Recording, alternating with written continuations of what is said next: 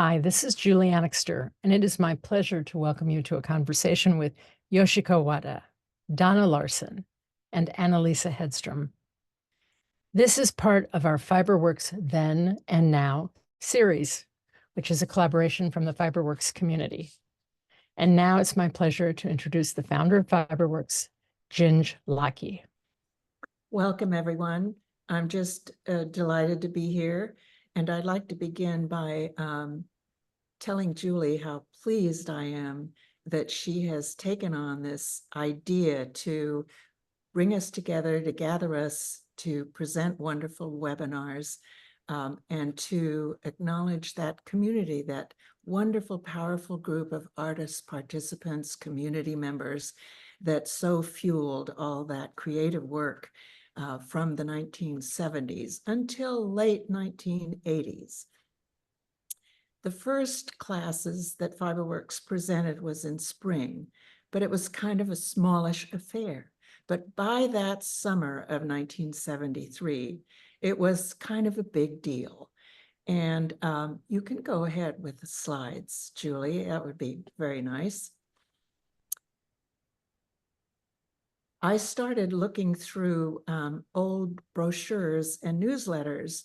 The Archives of American Art at the Smithsonian, Washington, D.C. has my documents, and it includes Fiberworks documents and some photos, video of the symposium, and a few other things. Not the entire thing, because it got passed around quite a bit before it landed up in the archives. Also, almost a complete set of the brochures and newsletters are now in the archives of the San Francisco Museum of Modern Art. Please, next slide. So looking through the photos that I had taken of all these documents, I found Yoshiko from the symposium, International Symposium on Contemporary Textile Arts. You'll see her all the way to the right under Fiberworks. That logo was created in 1978 by David Curry. We had a kind of different logo earlier, and I'll show you that. And you'll see Yoshiko teaching in one of her classes at a very large round table at Fiberworks. That was in 1974 when she began teaching.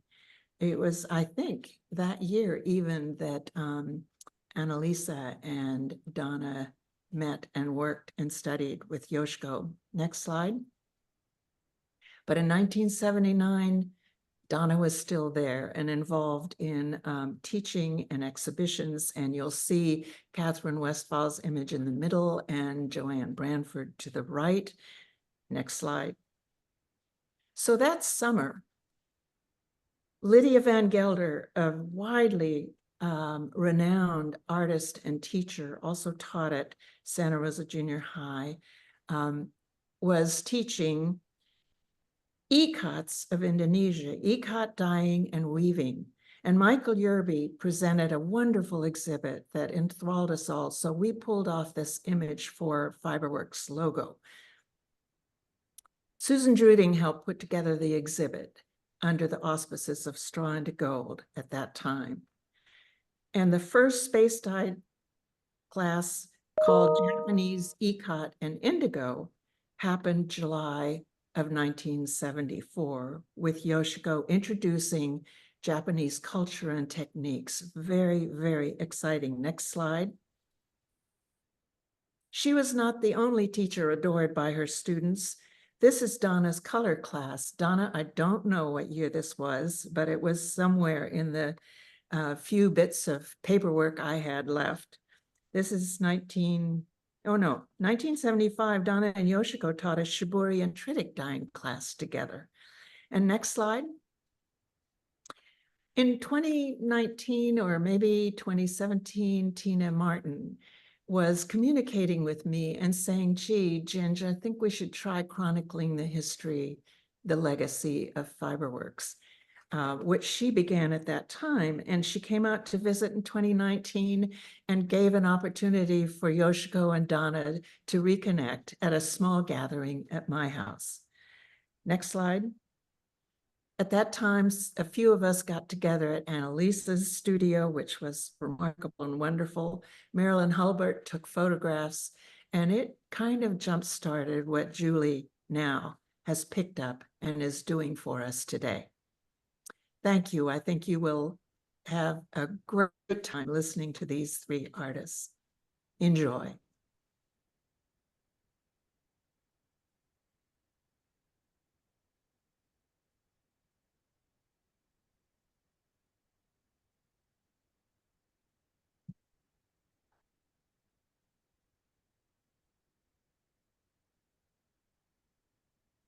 Thank you, Ginge. And I want to acknowledge Tina Martin because she inspired me to contact you and say, can I help? Can I do something? Because Fiberworks was life-changing for me. I got a master's degree there. Donna was one of my teachers. You were one of my teachers, Morgan O'Hara, Sherry Ma, Susan Wick. I mean, the experience that Fiberworks gave me set me up, I think, for a wonderful creative life. And so we wanted to focus in this series on Fiberworks then. And so I'm going to ask each of you, in addition to what Ginge has shared so beautifully, what did Fiberworks mean to you? And I'm going to start with you, Yoshiko.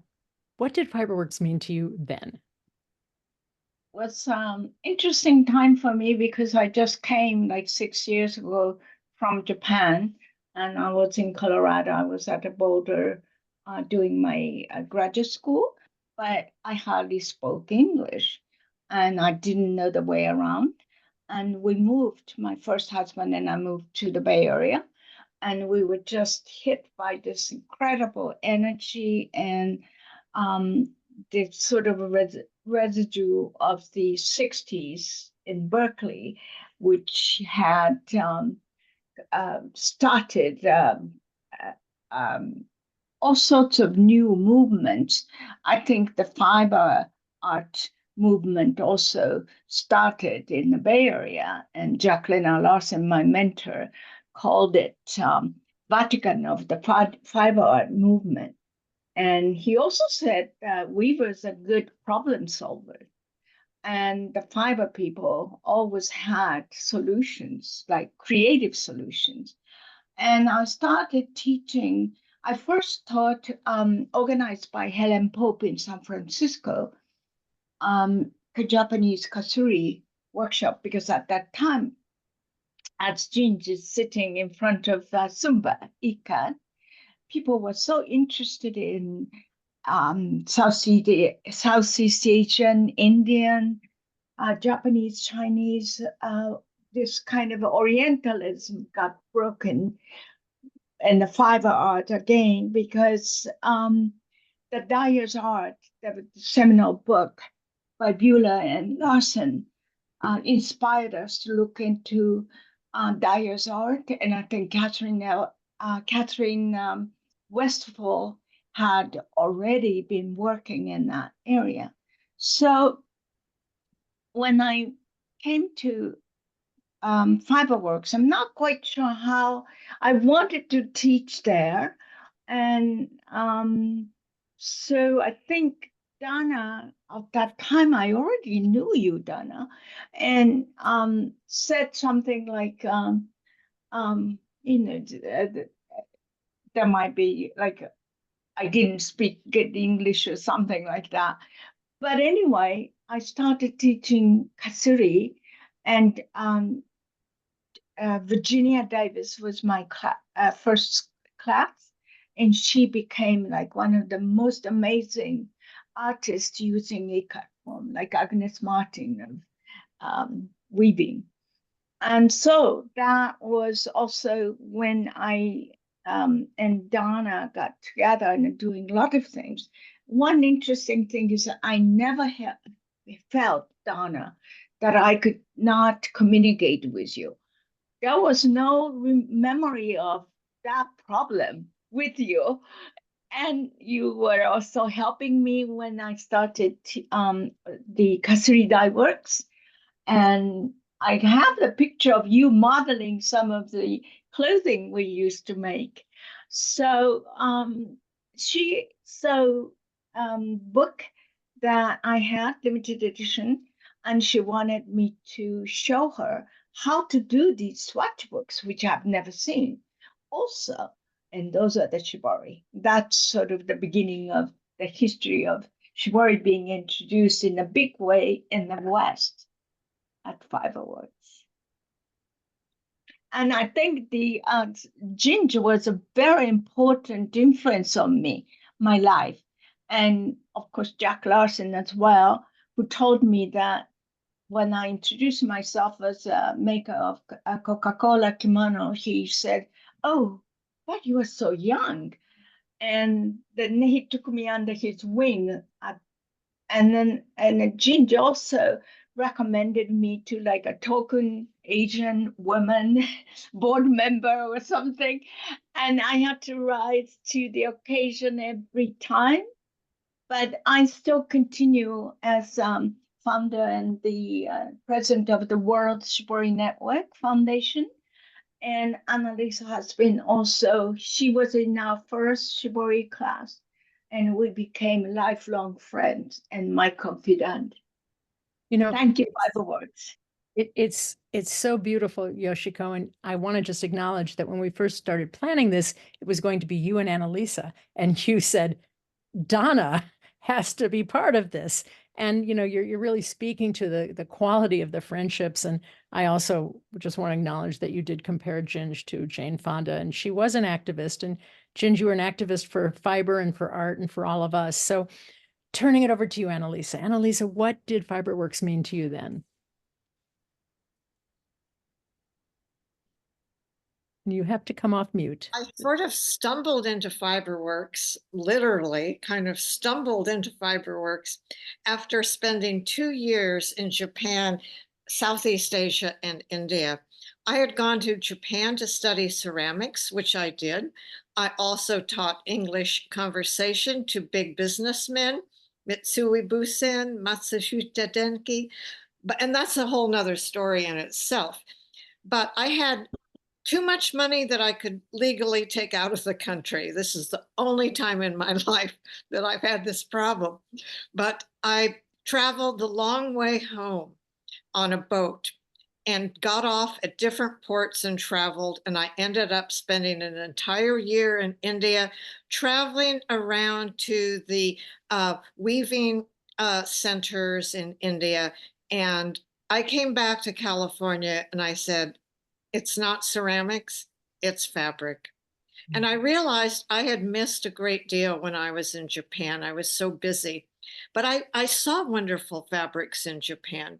And I thought, I need to catch up. I need to educate myself about this. I had already taught myself to weave, to spin. It was an era of natural dyeing, but I wasn't really a natural weaver. I wanted to work more directly. So here was a class called Shibori. I had no idea what Shibori was, although of course I had seen it, examples in Japan. So I took the class not knowing that it would result in an entire lifetime pursuit and a lifetime friendship with Yoshiko. Something clicked in that class, but it was more than just process. It was, Fiberworks was like an incubator. People were young, they were excited, they were curious, they were generous. It was, you got charged, and it developed a confidence. There's something about being around people that understand you. And the people who came to Fiberworks understood each other. And I mean that in a very deep way. You didn't have to explain yourself. And I've carried that throughout my career with great gratitude.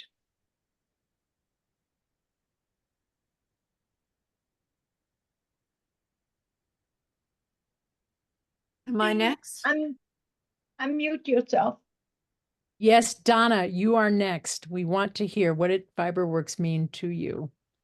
Well, first of all, I'd really like to thank everyone for this opportunity. I was a student of Ed Rosbach when I was at UC Berkeley in the design department. I believe Sherry Ma was in some of my classes, and Ed Rosbach was this remarkable catalyst, and his student Ginger began this remarkable organization. I didn't know anything about it, but in the spring of 1973, I received a phone call that invited me to teach at Fiberworks. And so I joined the fun in that first summer. I think I went to a meeting in the spring, and I was at Fiberworks through teaching, through not only taking my Master of Fine Arts, I was the first graduate of that program, as well as moving into being a teacher in the fine arts program, and then until 1986. And they were the most remarkable years. We were inspired by the generosity of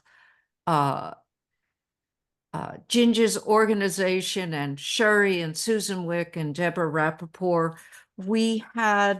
It gave me, what it meant to me was the opportunity to see myself as a teacher, when interestingly, I had only seen myself as a designer or someone who was very, very good in architectural spaces, because I had studied that first. It was the most nurturing environment. I came into the organization as a single parent with a small infant. And by small, I mean 3 months. And it was welcoming and gracious. And I taught my first class with my little baby on a blanket on the floor, way before people thought in terms of that generosity to women, to other women. We had an opportunity to learn from each other. I learned how to cut a kimono from Yoshiko, and I have used that information for the last 50 years. Kimonos for my own children, kimonos for little babies that I give gifts to. I learned, Yoshiko and I investigated shibori together. It was the most wonderful time. We had our 2 young sons. They were the same age. And we're stitching and sewing and picking up babies. I had an opportunity to sit with others and be introduced to others, because I tend to be a little bit of a loner, at these remarkable wooden round tables. I don't know where Ginge got these tables. They were like huge spools, and you could get 10, 12 people around these tables. And they were the most remarkable situation because everyone sat at the table. We shared snacks, we shared our ideas, we shared our work, we taught each other things. We had the opportunity, if we were interested in something, we had the opportunity to sit down, those of us who were the teachers or who were invited to teach, to sit down and say, I'd really like to teach a course on color. And I became very interested in teaching the design and the color courses, and I could develop that course. And I had the confidence, because I had people who supported me, to teach that course. And it was the most remarkable thing for me, because I, as it turned out, had a vocation for teaching, and I loved teaching. The camaraderie, the opportunity it also presented, because we had a very beautiful little gallery, and the opportunity it presented to me to be able to curate and put together exhibitions. All of us loved historical textiles, and we love contemporary work. For instance, I curated a show called Local Color, which was about artists who were not white. And I also curated a show with my dear friend, Dr. Bertram, who is an Islamicist, called Daydreams from the Harem. We printed our first little catalog. I remember we had a $200 budget to print this little catalog. And I did the drawings and my friend wrote the text. It was a wonderful, wonderful opportunity. I am forever grateful for it, because it opened up my shyness. It allowed me to see a vocation. It allowed me to make friends. I don't know, it really changed my life. And it was like being struck. I'm going to say this, but don't be appalled. It was like being struck by lightning. My life was forever changed. And since that time, I may have been very energetic, but I certainly felt I've had a lifelong electrical charge. So I really appreciate the opportunity. Thank you, Ginge. Thank you very much. You know, I just want to say, in addition to all of this, the other thing I'm feeling as I've listened is that Fiberworks had a very strong performative aspect. People didn't just teach and make art and learn and interact. There was a quality. In fact, there were performances. Certainly Baker, Wick, and Rappaport were performance artists, the first that I had ever encountered, and Sherry with her amazing work in space with paper.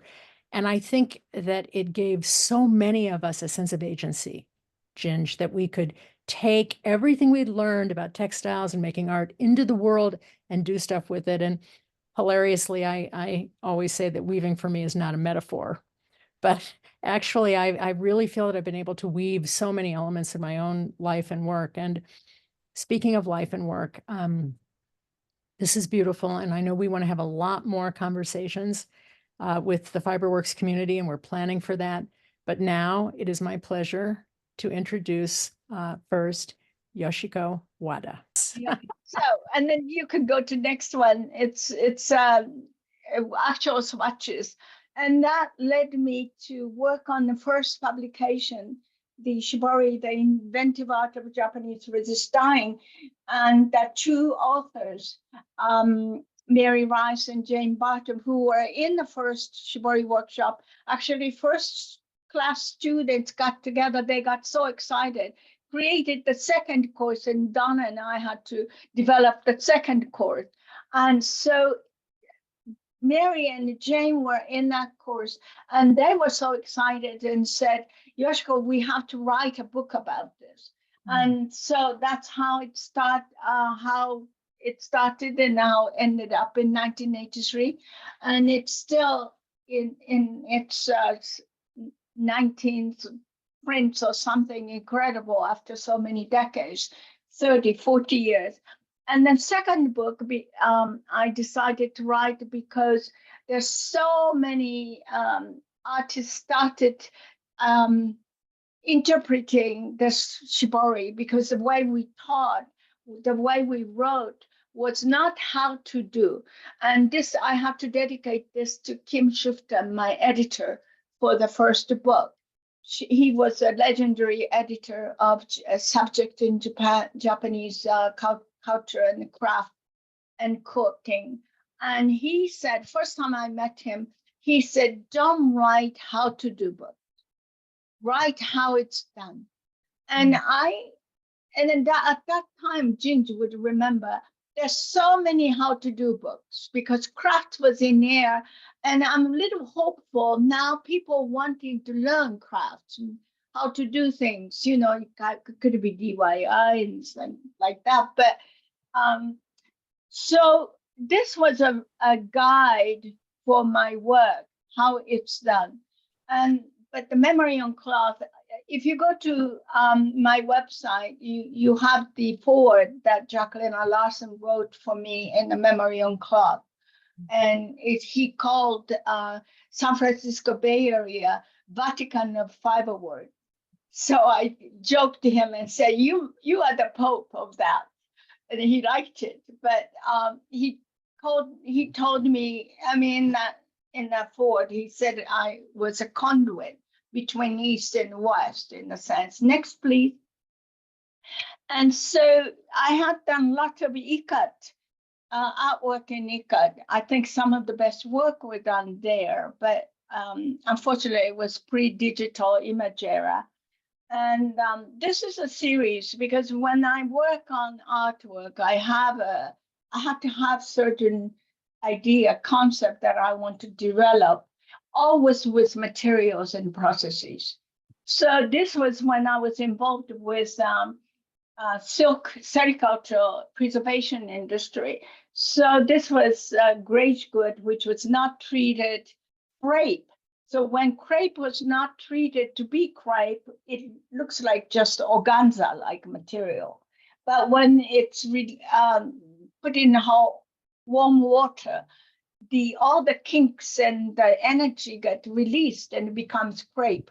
And depending upon how you design the structure, you can create different crepe.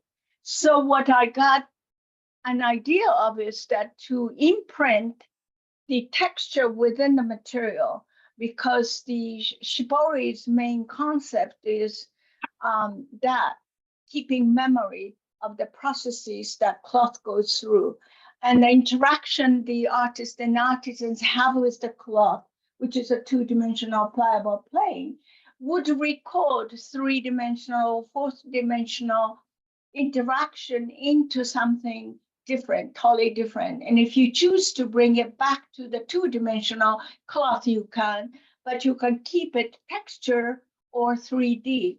Next, please. This was Scarlet Letter I was reading, and the fact that the priest that died had the scarlet letter on his chest, and the skin, which is protein, and the crepe, like Issey Miyake had the picture of the young body and aged body, and there's wrinkles on the old age. Looked like, that's the record of the years the person have lived and the memory that's kept on a skin. This was Kiki by Man Ray, that famous photograph. Next, please. And all these photographs are taken by Elaine Keenan, brilliant photographer who has done so much work with fashion and all sorts of commercial work. Very, very professional, very creative. I think she's in this session, I hope. And I'm very grateful to Elaine. So that next, please. But these are dyed. Actually, can you go up for a minute? This skin dress series was dyed in different skin colors, like white person, Asians, and like mocha, and so forth. And Marian Clayton helped me to get the dyer and so forth. Next, please. And Marian is no longer with us. So I was involved with silk. And next series that I did was, I realized that when we work with silk, most of, unless it's ahimsa, the Indian ahimsa, nonviolence silk, we always kill the worm inside. So in order to get this beautiful filament, we kill a life. And so that was kind of not disturbing, but it's the fact of life. Anyway, and then I was involved with Oaxaca and Mexico and the cochineal. I realized the same thing. So next, please. And so these are all little things made out of carrier rods, which is kind of a silk reeling waste. And they look kind of ugly, funny thing, but I was able to use hot water and manipulate and make all these like a petal or creature-like things dipped with cochineal. Next, please. And they're suspended. And next series, I was interested in the value, how we construct the value. And by the way, the PhD thesis I'm working on and ended up in gist of it is all about value construction. And that's what we do. We make sense of our realities and encounters and objects and people and circumstances, but we try to make sense out of what's here in front of you. But what it is you are evaluating the situations and the object. And Benny is the word for safflower red. That Japanese went crazy, and I think Donna knows about these things through literatures too. But what I'm wearing today is same as this safflower red, but only cellulose fiber can dye this color. No protein, no silk can dye it unless you do a little trick. So this one is all the cocoons are dyed with Benny. And then at its peak of this Benny color production, the weight of dye, Benny, was equal to weight of gold. It was so coveted. And so it's next, please, interesting thing about how we value something. And this was a beautiful kind of a, what you call that? Annalisa was part of it. It's the not monastery, but it's kind of a Ligia, Ligia, and it's in Turin, where Peter Zumthor has a chapel, famous small chapel as well in Switzerland. Next, please. So this was an installation. And the same work was reinstalled in 2019 at the China National Silk Museum, where we organized a symposium in 2000, I believe, 17. And at that time, it was also interesting because we had to redefine shibori in China. And then, of course, Zafon, who's a well-known director there, famous scholar, said, Yoshiko, you can't have too many kimonos in the exhibition. You can't use the shibori because there's this Japan bashing was going on. So I had to go into a classical word, which we use. Anyway, so that's a whole another thing. And then this one is same two lives, but it's similar to the Benny installation in terms of installing. Do you have the last picture? You didn't get to put it.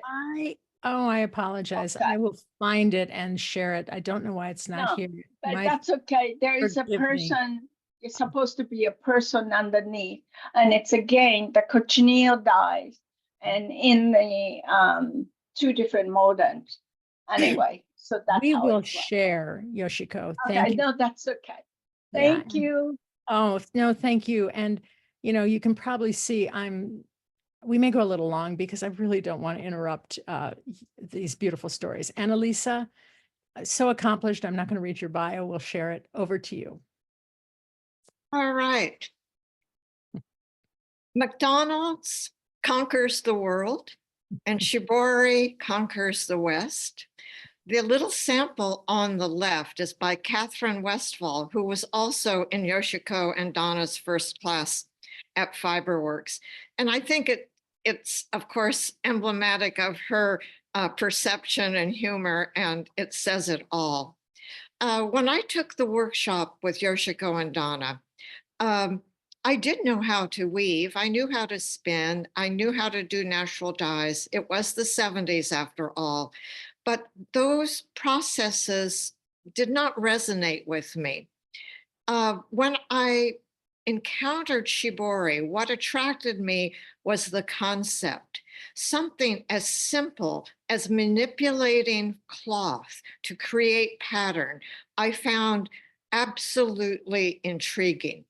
And the technique that I fell in love with was arashi shibori, a process that really had almost died out in Japan, of wrapping fabric around a wooden pole and pushing it into folds to create striped and patterned cloth. I thought this was so ingenious. And in our class, we kind of continued with what I'll call the sleuthing of shibori processes. We met for 6 weeks, 1 day a week, so we could try something, take it home, work on it, and come back and share it. Of course, nobody had wooden poles to work with, so we used wine bottles. Well, that's a little dangerous. And then we used cardboard tubes, not very practical for putting into an indigo vat, even when they were varathined. So of course, PVC plumbing pipe, eureka, the perfect substitute. So here I am some years ago on the deck of my Santa Cruz mountain studio and with my family of pipes. Next slide. So what to do? I fell in love with this process, and I suddenly had developed a silk habit that was very expensive to maintain. So I began to do clothing.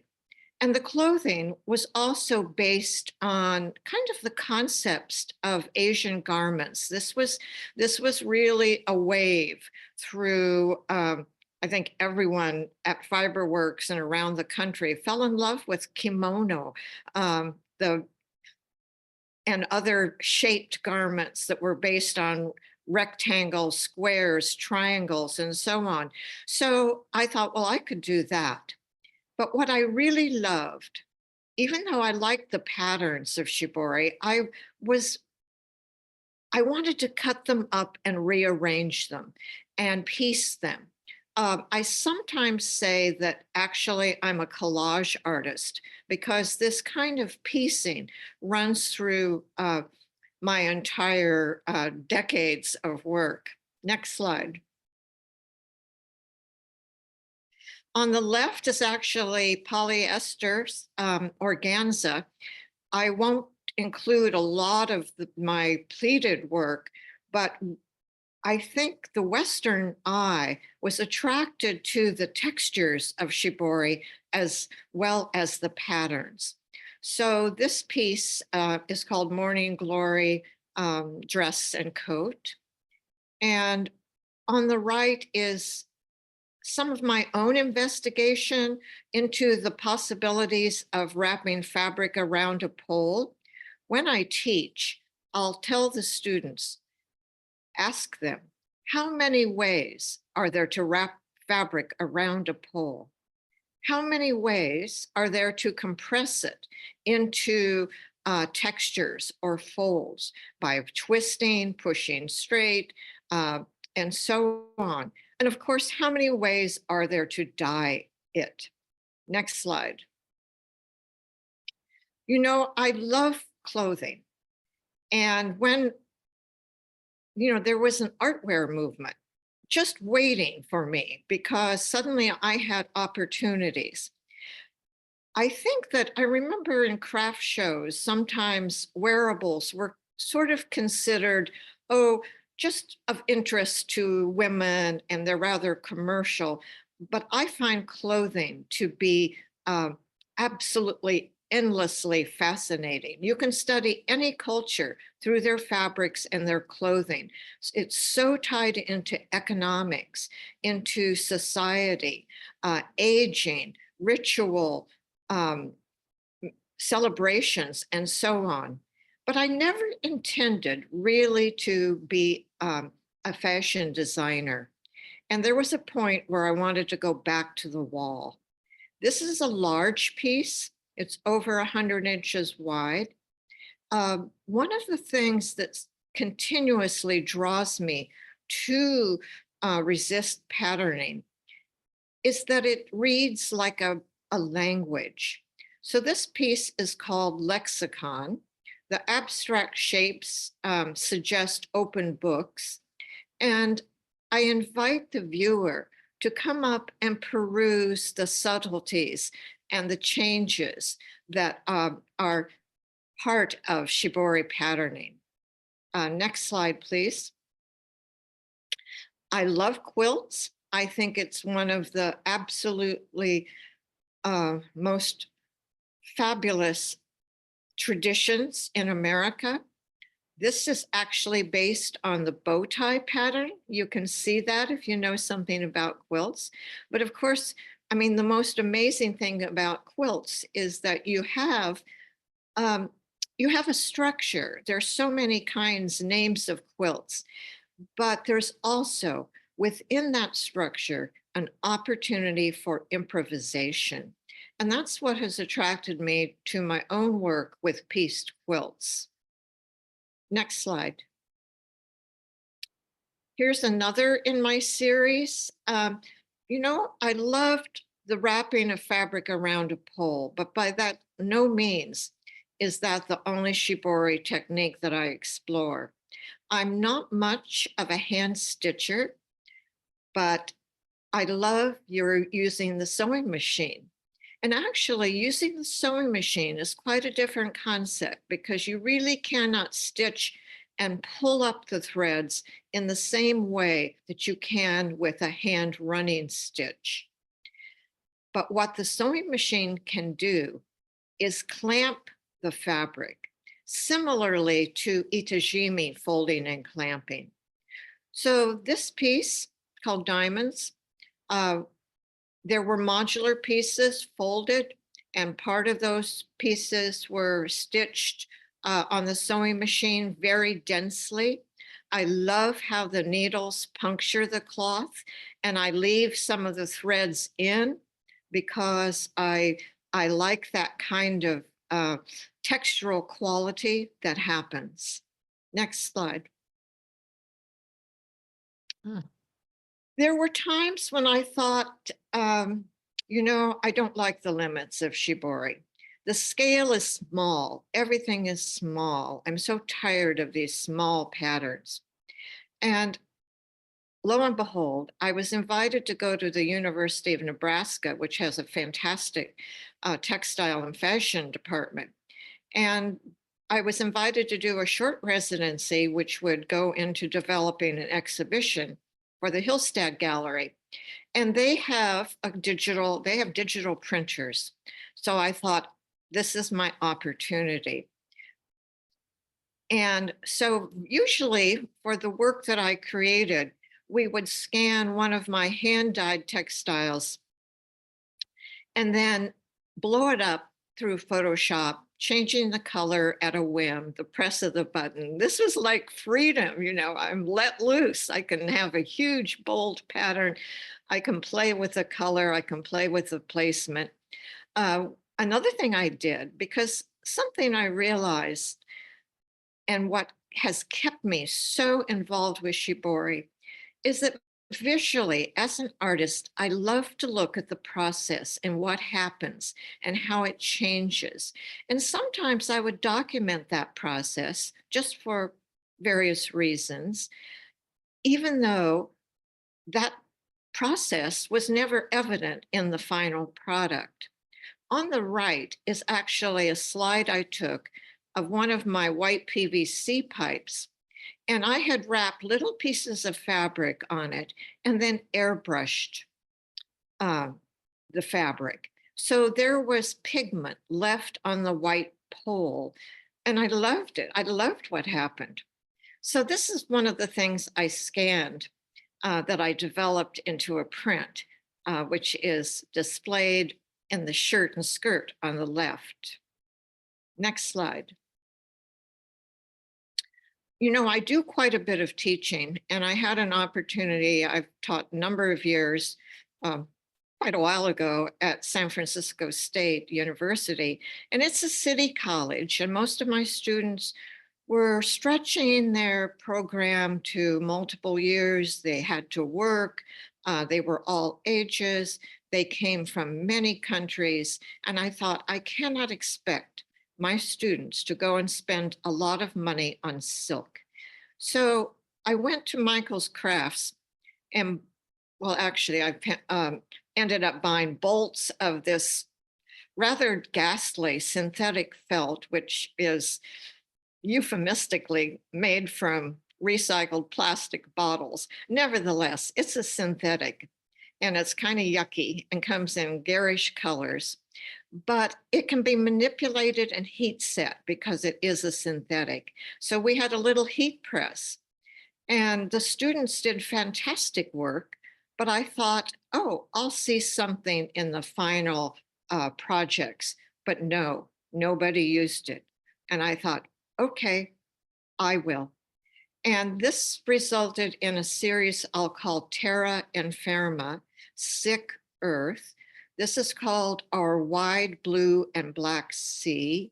It's very large. I have done a commission for actually, of all things, a doctor's office. Nevertheless, I examined this material for a number of years. Next slide. So you see a detail of this felt, this synthetic felt on the left. And never say never. I ended up hand stitching all these modular pieces, which were then put into the heat press and flattened, and then with the color transferred to them. even though I don't do much clothing now, I often think, oh, what would this look like in a garment?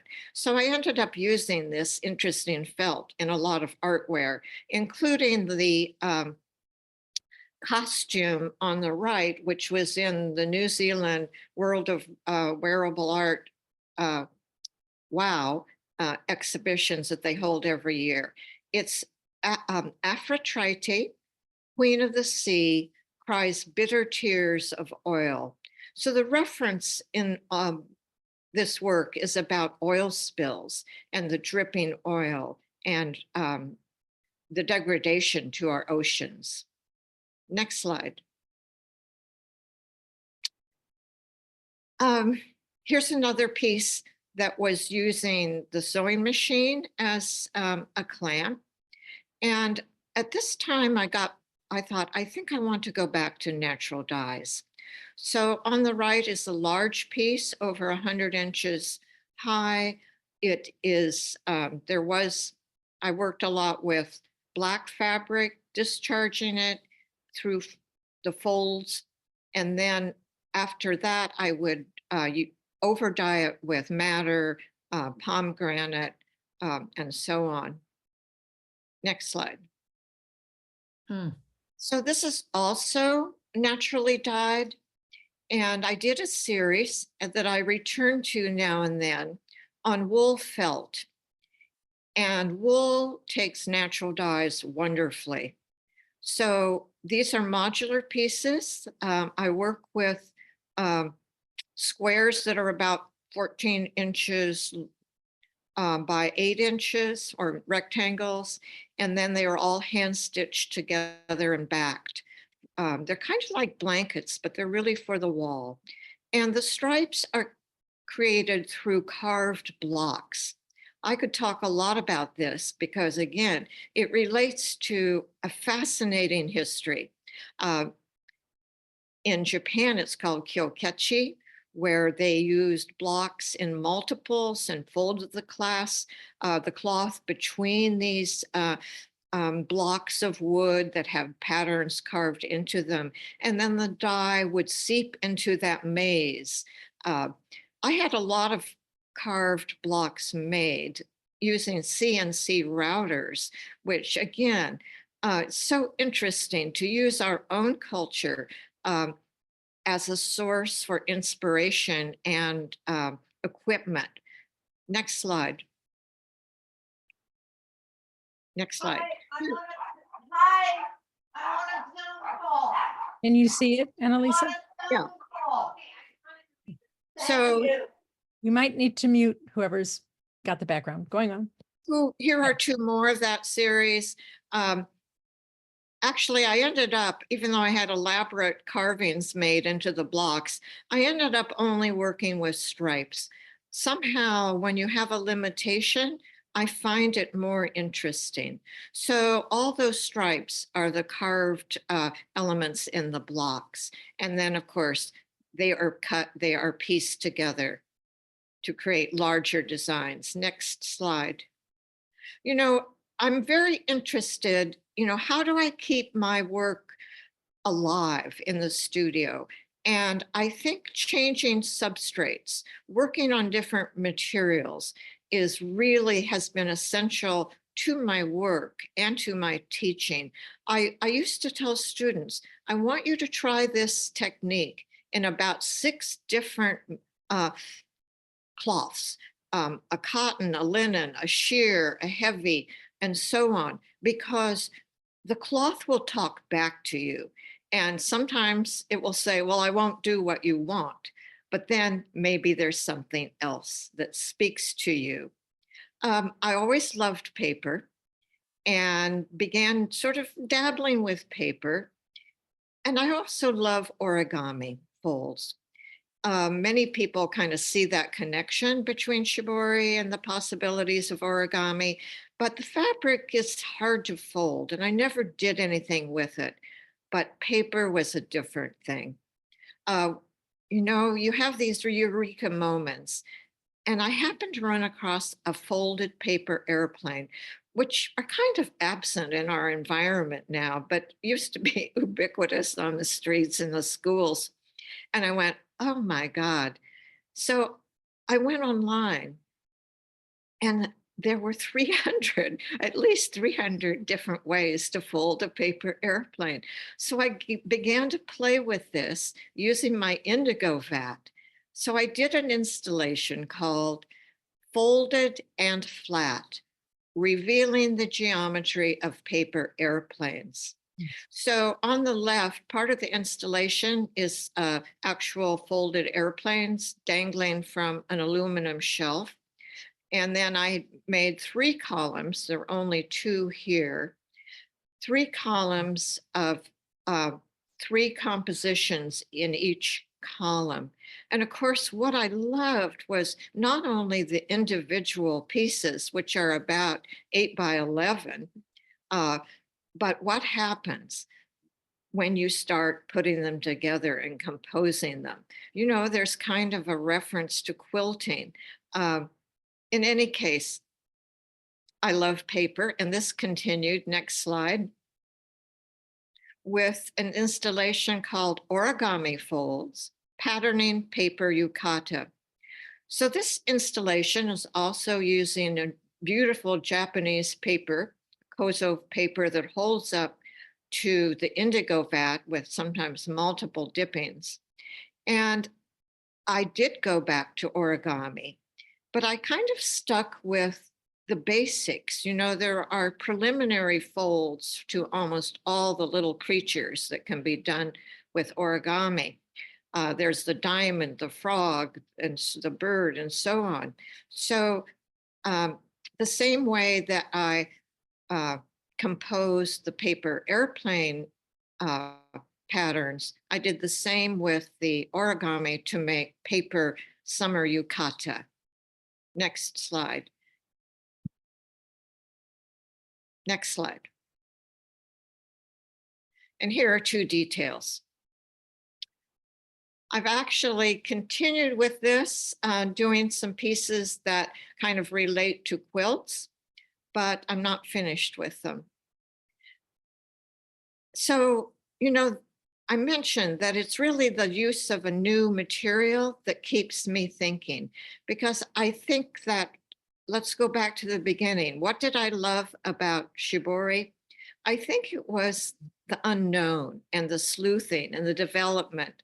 So now I've been working more recently with industrial felt. Next slide.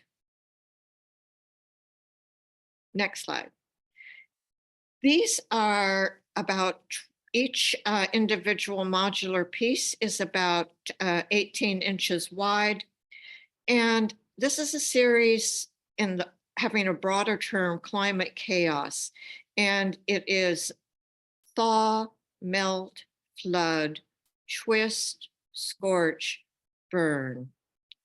I don't think I need to say anything else about this new investigation. All right, that's the last slide. Annalisa, thank you so much. And obviously I'm not wanting to cut and edit because these are very important presentations. Donna Larsen taught for 50 years, has been making street art since the 1990s. Donna, over to you. So,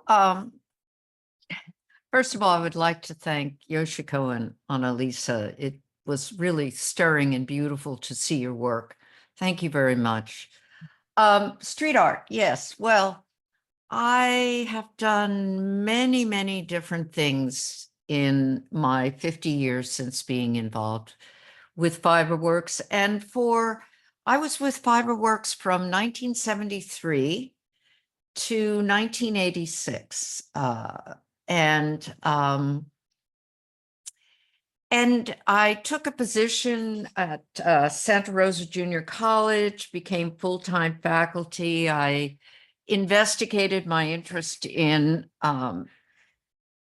visual organization and color. I taught Introduction to Art and Design for many years, painting, drawing, and somehow around 2020, I ended up in a place that I never expected to be, except the very interesting thing about this particular chance to become reacquainted with my Fiberworks colleagues is that it has led to a lot of introspection in a way. And 50 years, that's a good time, a long time.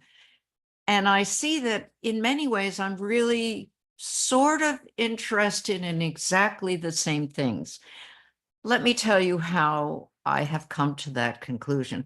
First of all, this is my studio last week. This week, things are a little bit different. You may see them behind me.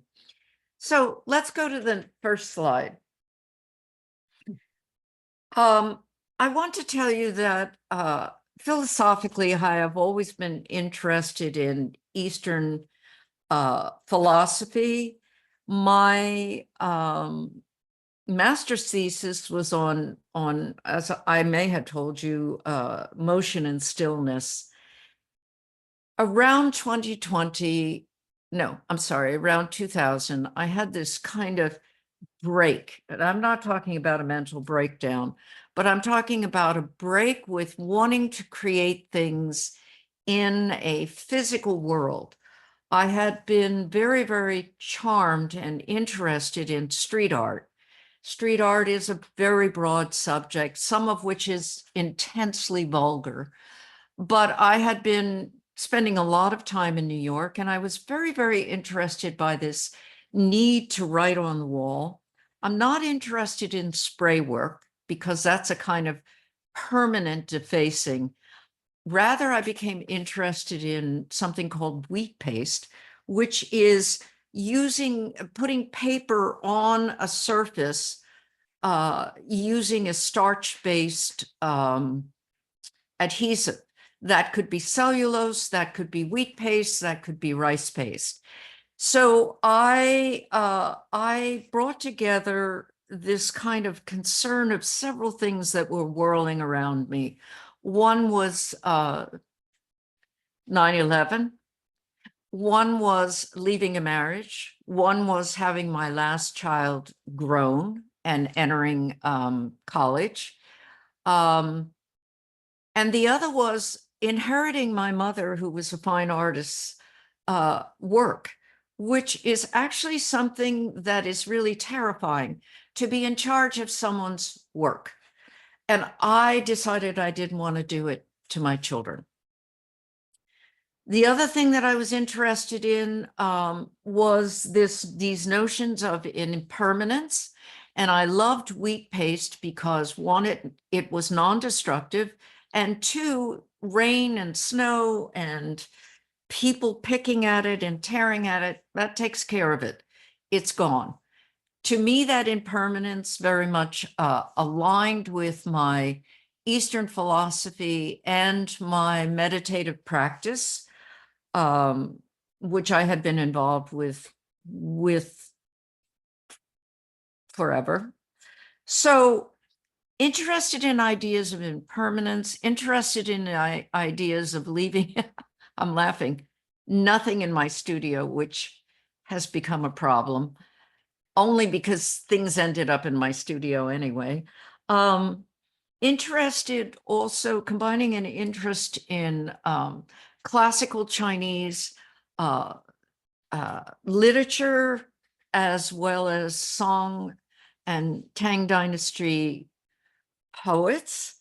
I know it's really a lot. And the fact that I'm sort of, in a way, someone who kind of follows their, I'm not going to say this in a schizophrenic way, but someone who has followed their visions. So the first pieces that I did, and I've left out a lot of the venues. If you're interested in a site which I've abandoned, you can go to Shinshin Arts, or there's my Instagram account. You can follow through that. And I think I still have a Flickr account somewhere.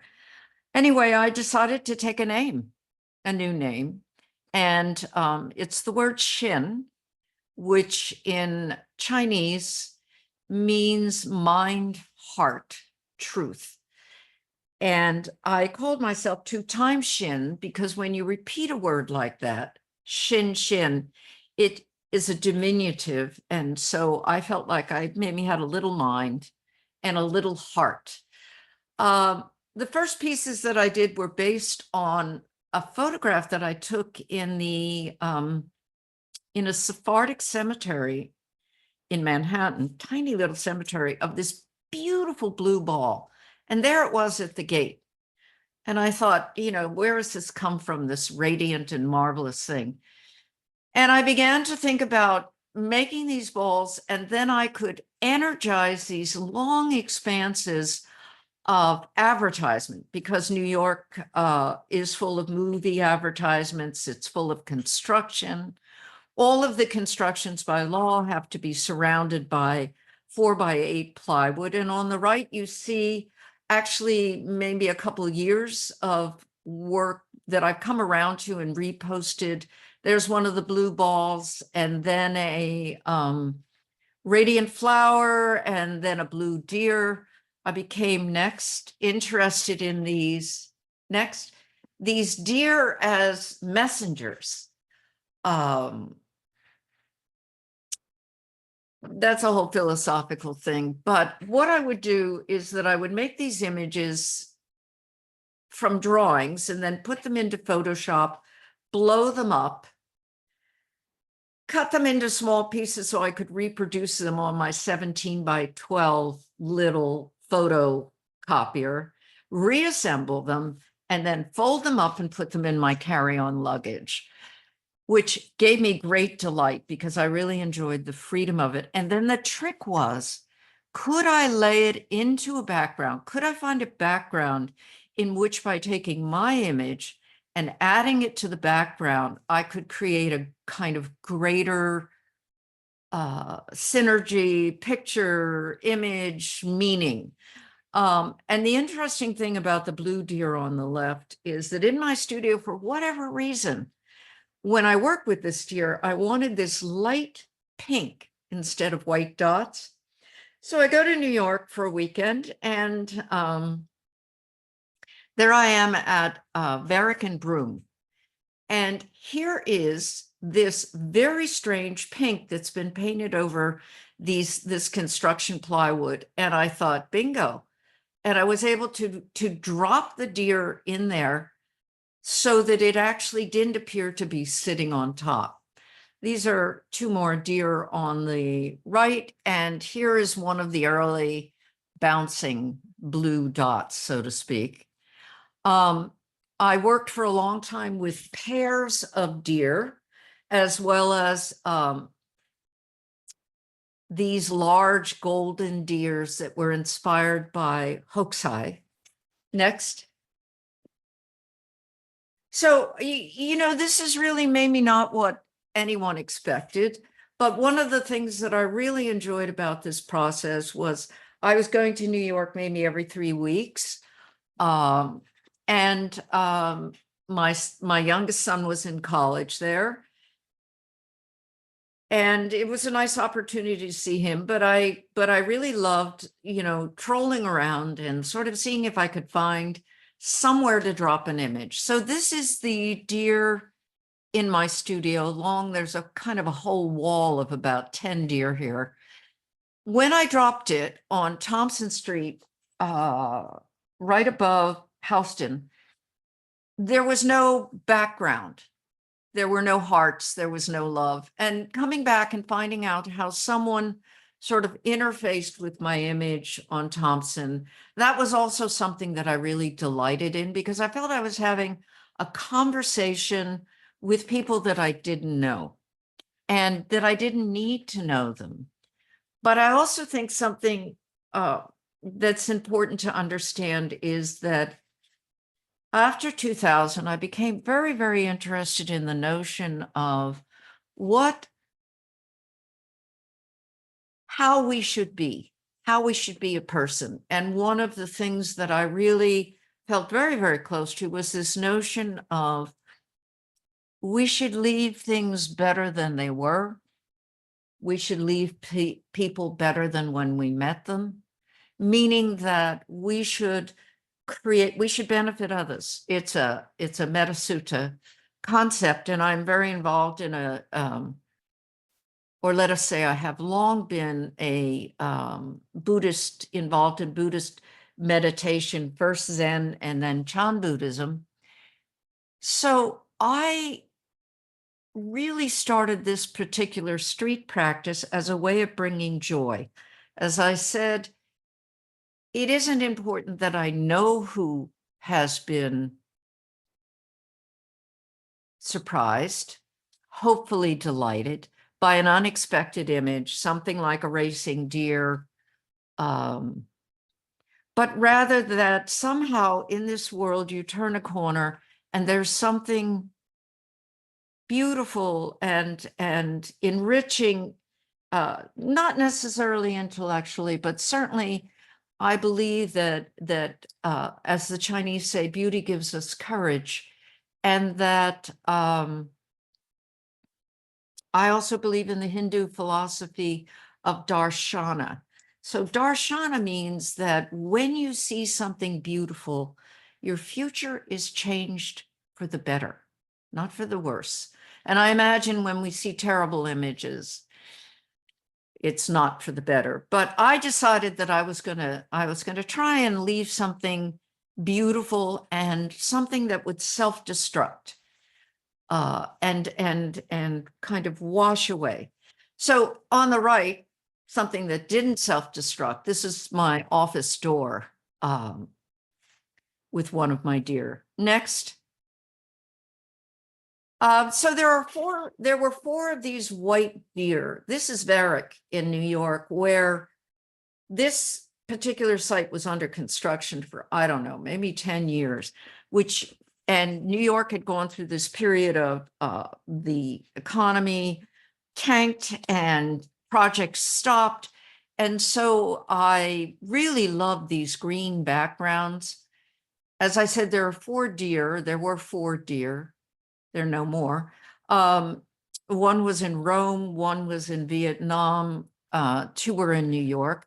I loved the mountainscape in the background, the reference to these kind of classical mountains. I loved the window. This is a law in New York that if you put up these pieces of plywood, you have to cut a square into it so people don't climb the fence and fall into the pit. Anyway, next. And when I visited Vietnam, I was so enchanted with this great greenness, particularly in the north and the temples. This is a piece put up on Spring Street called Green Refuge. And at that point, I was invited to replicate some of my pieces and to put them in my school library. We had built a new, beautiful building and they wanted an exhibit of work. And so I put on an exhibit called Post-Contemporary Scrolls. So this is the piece recreated on the right from what it looked like on the street. Next. At a certain point, I became very, very interested in the idea of waterfalls, the idea of moving energy, and the proposition of finding a waterfall in the middle of New York City.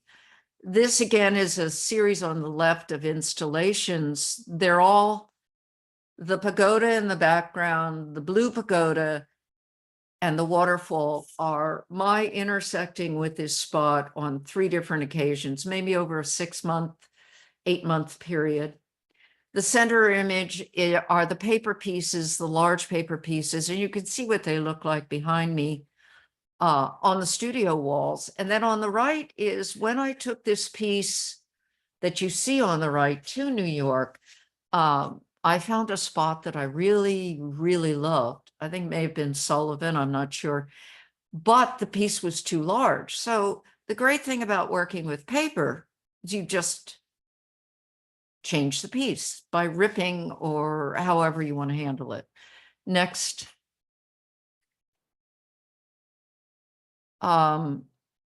So these pieces, the ones on the left are the studio pieces again. And what I would do is print them and then tear them out and install them in a space based on what was around. In this case, I was really charmed by some street artists dropping this small child with a spray can. And so I wanted to unite those two figures. There's a whole background on this one of a really, really great, huge bow that's about 12 feet up by Bunny M. So this is a really tall piece. Next. There are a lot of image trails that I followed that I haven't included in this presentation. One is this notion of radiant flowers. I think that I have to give my son, who is a theoretical physicist, a little bit of credit for that. And the other are the continuation of these waterfalls. So the waterfall on the left, I put up during some kind of polar freeze, and I had trouble getting it to stay on the wall. The one in the middle is from 2 years ago in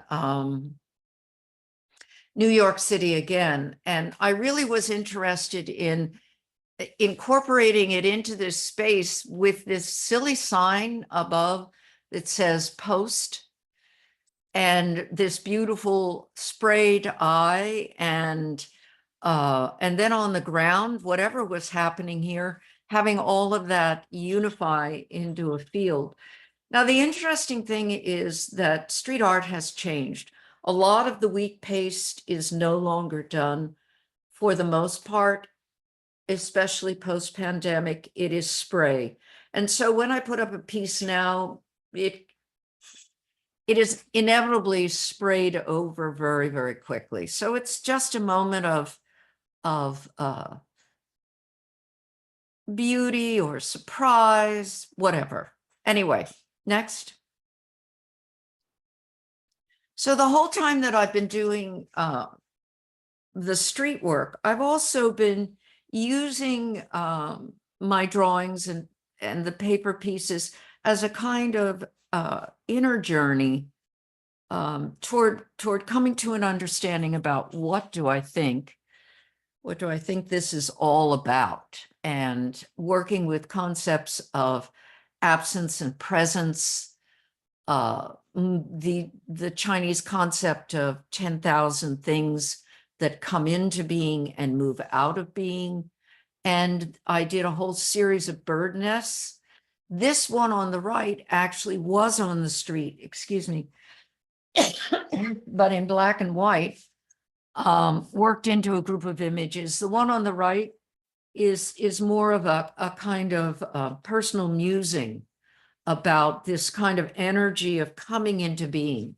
Next. So the images that came out during the pandemic when I couldn't travel and I couldn't put up images. And like I said, the images that I put up have been in Istanbul, Rome, Vietnam, several places in the United States.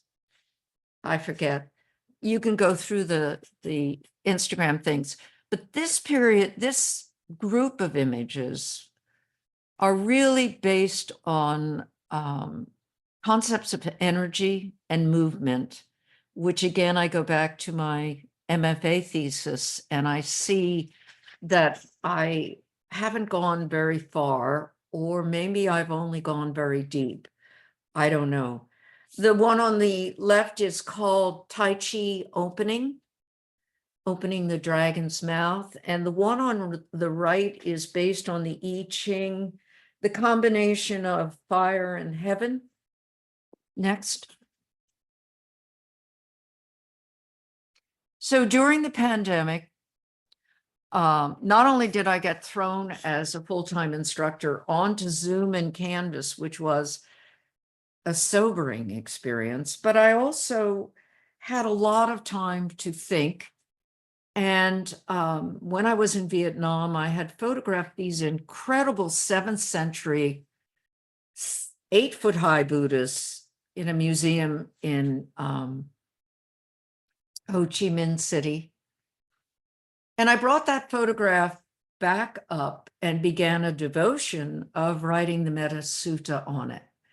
And I would spend maybe an hour a day writing the Metta Sutta in gold on this image. So I actually decided to take it into the outside world when the pandemic was over. And on the right, you can see a spot. This is in Chelsea on 22nd Street, right out of the Comme des Garçons shop, where I worked maybe for 12 years. And it was the only place that I didn't have to sneak around. Now, I want to tell you that I have the perfect disguise. I'm a middle-aged white woman. I only admit to being middle-aged. I will not be elderly. And if I dress in black respectably, I can get away with a lot. And it turns out that I did, because I look like someone's grandmother or mother. Anyway, so there are 4 installations in this spot. You can recognize the fall. No, I only have 3. This is my friend Monomatic, and I put in the radiant piece from whatever isolation, and this is the torn shape of the Buddha with the Metta Sutta on it. Next. So being invited to take part in this reunion, I found myself looking back at the shibori work that Yoshiko and I did, all these incredible samples. I had been very inspired by the yanagi, which is the willow work. On the left is a studio piece of mine that's based on Chan philosophy of what does it all come down to? It comes down to clouds rising from mountains and streams entering valleys without a sound. Now, that's a very sort of interior piece, meaning that I'm making this really for my own, to bring something into being that increases my understanding. But I also decided that I could tear it out and put it on Grant in New York City. These are the shiboris, and I really, when I placed them next to each other, I just felt like, okay, it all makes sense. Next. So this is the newest piece that I've just kind of pulled. It's about 8-10 feet long. I don't know. I can't remember. It actually is a, now my printer is only 24 inches wide. So if I wanted to, I could make this 16 feet long and it would be 48. So this is what I'm printing, but I'm printing or engaged now with a series of pieces that have to do with being at the water's edge and stepping into the water. In my latter years, I have fallen in love with kayaking. I've always been a swimmer, but I can't tell you the joy of kayaking and what it's like to launch your kayak into the stream. So again, for me, metaphor, movement, will this end up somewhere?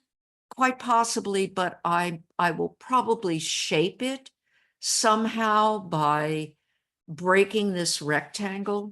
Anyway, that's what I've been up to. Thank you for your attention.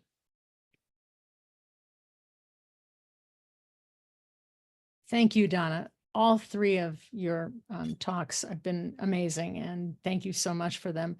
We're going to talk now, and we've gone a little bit longer. I just want, in case you have to leave, I want to let you know that our next event is going to be, we've heard a lot about Catherine and Ed. It's going to be reflections, and I'll be reaching out to all of you to ask for those reflections. And we are going to start a Facebook group. And I'm going to invite you to all of that. And I'm going to ask if anybody is interested in helping me administer the Facebook book group, just let me know. And we're looking down the road for some sponsors to build a beautiful website to house all of these talks and all of your thinking. Joyce Hulbert, I know we're going to do a talk with you. Deborah Kennedy is going to do something on eco. So this is going to keep rolling. But let's talk, and, I'm going to stop sharing and just see who has, questions or comments, anything you want to say. The floor is open. And I'll go into gallery mode. And thank you again, Donna, Yoshiko, and Annalisa, and Ginge. Amazing, huh? I mean, just breathtaking. Absolutely breathtaking. Very inspiring. Thank you all. Well, Ginge, but you had always showed us sort of a way to connect, explore, and I feel like I was compelled to continue that. And it's all because of you, I'm doing what I'm doing in a way. And also, of course, Jack Larsen, who was supportive of when the Coca-Cola kimono, he at the last minute he decided to include it in the Dyer's art, and I think it was because Kippy Stroud at the Fabric Workshop in the museum, who loved that piece. But in any case, when I introduced myself to Jack when he came around the Bay Area for the book signing, he was so surprised to see me. He said, because I said that I'm the one who made the Coca-Cola kimono. And he said, but you are so young, because he thought that to do something so tedious and he thought maybe I'm an old lady who was trained in that. So that was very interesting. But I see Elaine Keenan. And also another thing I wanted to share is that Donna and I shared a lot of interest in contemporary art at that time in the 70s. America was the hotbed of alternative art and contemporary art, which is fantastic. And we went to Rauschenberg's big exhibition at SF MoMA. And Rauschenberg was there, and he was with all these entourage and fans, and he was really drunk.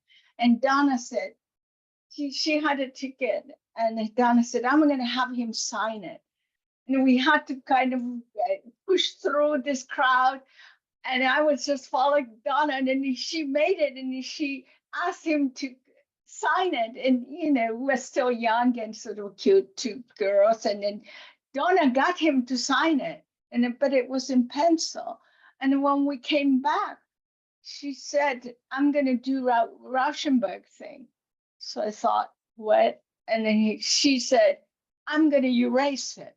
I said, after all that, and she erased it. But it was that kind of exciting art thing going on. And then again, Elaine Keenan is here, and also Rebecca Stevens.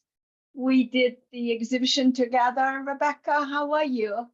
And the kimono inspiration and art and out to wear in America. That was a really amazing project. I'm working along. That's and I miss cool. Jack. I'm doing, we're doing an exhibition at the Textile Museum on ECOT, and they're using a piece of Ed's called Homage to Japan.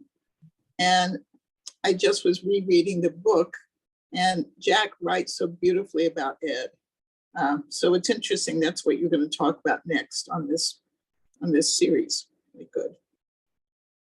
And that's exactly the kind of news that we'll hope once we get the Facebook group rolling that people can post and share. It's so nice to see you, Janet Bogich. I know you're going to help me facilitate April. Anybody else? Comments? I will Questions? just say one more thing about Ed. Please. When you read his oral history that was done at Berkeley, he talks a lot about fiber work and how important it was to him. And you might want to go and check out that oral history and read about it. Absolutely. I was also curious, Deborah Rappaport, you live and breathe the air of New York, Manhattan. And I was wondering if you ever had encounter with Shin. That would be awesome. I'm here. We Let's hear see. you. Oh, you're muted, Deborah. You just Yeah, muted. I hit it twice. Beautiful.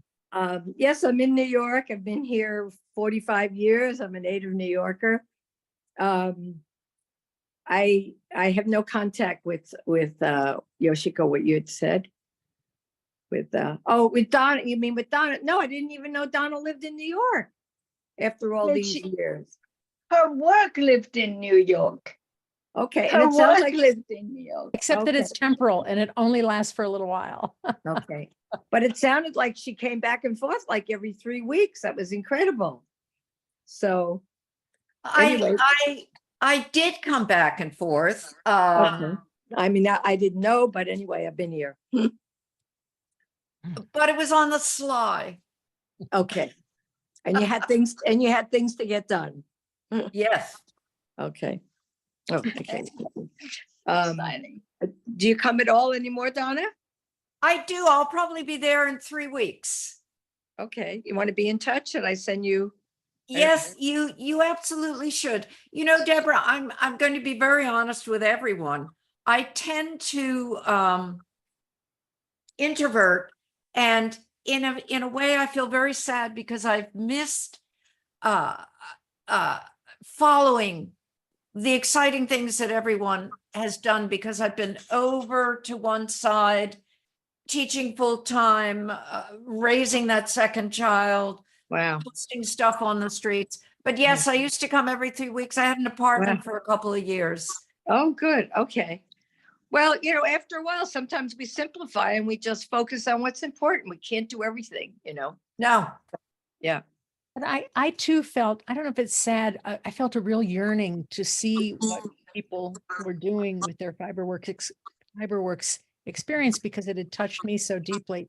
And I think part of what Ginge and I are hoping to do is really see more and share more. And I just want to take a moment, Ginge, to acknowledge you.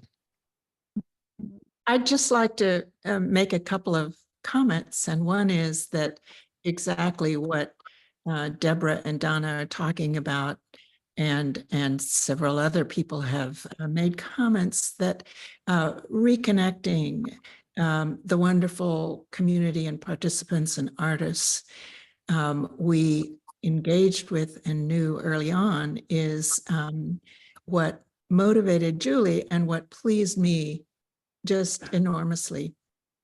And all three of you, it's interesting that comment about exploration. I think that was such a key theme at Fiberworks. Open the door and explore. And part of that exploration was, and Donna, you mentioned how you were sitting around thinking, oh, what am I going to teach and what would I like to teach? And kind of making it up on the spot. And so many people did that and encouraged others to explore with that openness. So it was delightful to hear about that again. Lots of fond memories and lots of inspiration from all of you.